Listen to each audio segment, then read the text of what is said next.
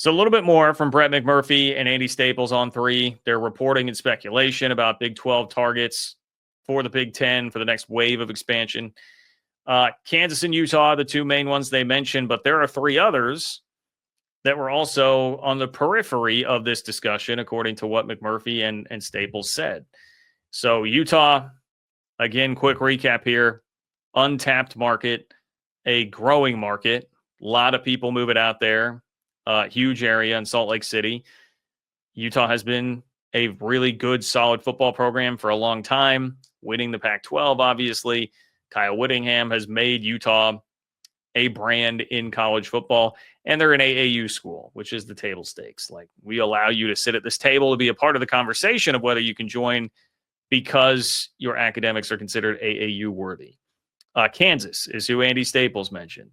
They have a great basketball program, a rapidly improving football program. They are an AAU institution, and they've been flexing their money and resources and will have some extra wiggle room with that because of the $300 million gift from David Booth that they just got. Plus, no more total eyesore of a football stadium, as we all saw on Saturday.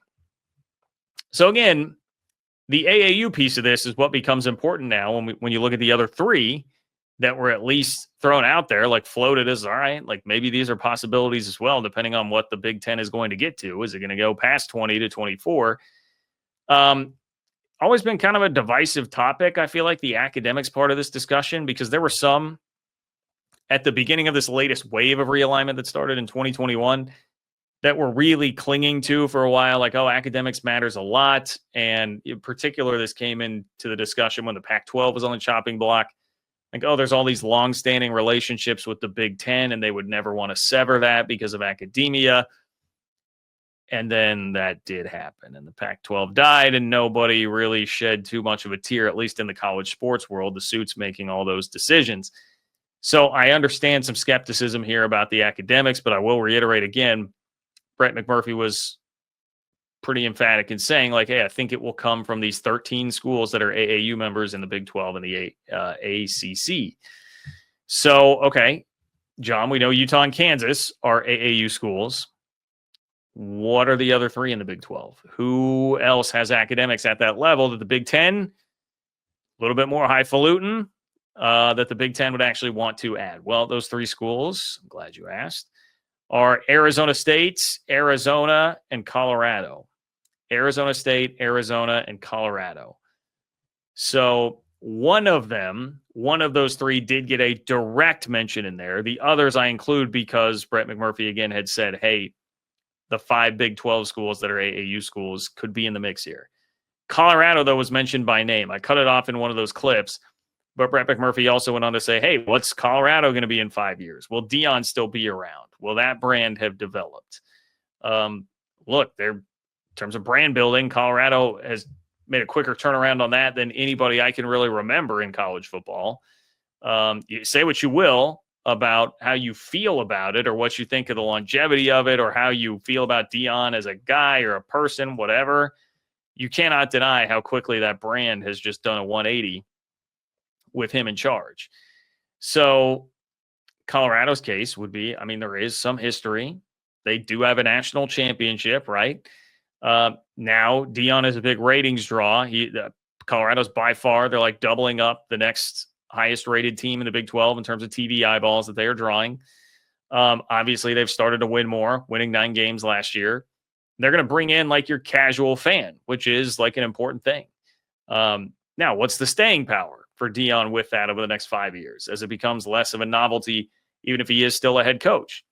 As long as success follows, relatively speaking, I think he probably will still be a draw, but what are the diminishing returns on that? Because there probably are some. There's going to be more novelty at the beginning of that. And then, of course, the big question, like, will he stick around? A guy who is now also battling health issues. Shador and Shiloh are no longer there. His sons. There is a lot of speculation about how long he's actually going to last there. If he is, I suppose you can give them a puncher's chance just because of the brand building that they would be able to do. But if he's not, I think that falls off pretty quickly. I mean, it was not long ago, just a couple of years before, Colorado was arguably the worst Power 5 team and program in the country. I mean, they had no juice at all. College football season is here, guys, and that means we all need to find good deals on tickets. All right. And the best place to do that is SeatGeek. I have to give a huge shout out to SeatGeek, the sponsor of today's video. With over 28 million downloads, SeatGeek is the #1 rated ticketing app. There are over 70,000 events listed on SeatGeek. So obviously, college football is covered. But if you're a music guy like me, it's perfect for concerts. I'm buying a ton of concert tickets this fall. And I tell you what, I have my eye on those Holy War tickets for BYU and Utah coming up as well. And man, all you got to do is open up the app. It's perfect. You can go check what's going on here, find the green dots in the seat. That means they're good deals. Red dots, maybe not so much, but SeatGeek will help you find the best deals on seats depending on where it is that you are trying to sit. They're each rated on a scale of 1 to 10. Every ticket is backed by their buyer guarantee. And you guys know I'm here for you. I've got a code for you. Code Kurtz gets you $20 off your tickets. Again, that's code Kurtz for $20 off tickets at SeatGeek. $20 off your first purchase with promo code Kurtz. Make sure you just click the link in the description to download the app and have that code on hand and ready to go. Guys, I'm here to help you out. I've got your back. Hit up my friends at SeatGeek. Arizona State, really interesting case. Now, I saw somebody in the chat early on say, hey, why not Arizona State? Arizona State is a very interesting case here. They've got a head start on the brand building in the 12-team playoff era by going last year. And that's as important a thing as any. If you are trying to elevate yourself, elevate your stature, brand, whatever you want to call it, you got to start by winning games and getting to the college football playoff. And Arizona State did that last year. So if they're able to string together 3 and 5 years, something like that, they're going to have a leg up on their competition as far as that goes. Always kind of thought of as a sleeping giant. Like Arizona State is a massive school. They have a massive enrollment. Should have a lot of resources, though both Arizona schools have had their financial struggles as far as the athletic departments go.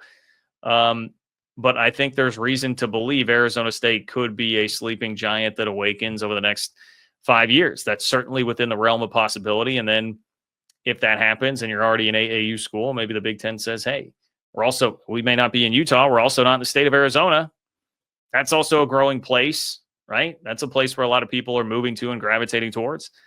So a lot of the advantages that are there for Utah, I think, are there for Arizona State. Arizona State just has not won as much as Utah recently. I mean, I think Arizona, the biggest thing you could say there is just, hey, basketball is continuing to matter more and more in conference realignment, and Arizona has a very good basketball program. Football, the problem there, obviously right now, it doesn't look very good at all, and it's just been sporadic success over the last couple of decades. I mean, they've jumped up and had nice years here or there. Shout out to Rich Rod, now at West Virginia, right? Obviously, Jed Fish a couple of years ago, but sporadic, I really think, is the word for that with Arizona. So I think those are kind of the cases for those three if you're going to keep them on the radar, like Brett McMurphy had really suggested today. It is a little bit interesting to me that TCU does not get mentioned here. Now, I know that's because of the AAU piece of it, but they've always been one that kind of enters that discussion with the Big Ten. And I think a lot of that is, I mean, look, they're in the state of Texas, and the Big Ten is now trying to be this Christopher Columbus conquer all of the land across the, sea to shining sea thing. They're not in the state of Texas. You want to go plant your flag in the state of Texas and do it in DFW? I mean, TCU, I would think, would be a lot more valuable to the Big Ten than it would be the SEC. TCU is a program that's proven capable of winning 12 games multiple times over the last few years, multiple coaches. They played for a national championship just 3 years ago.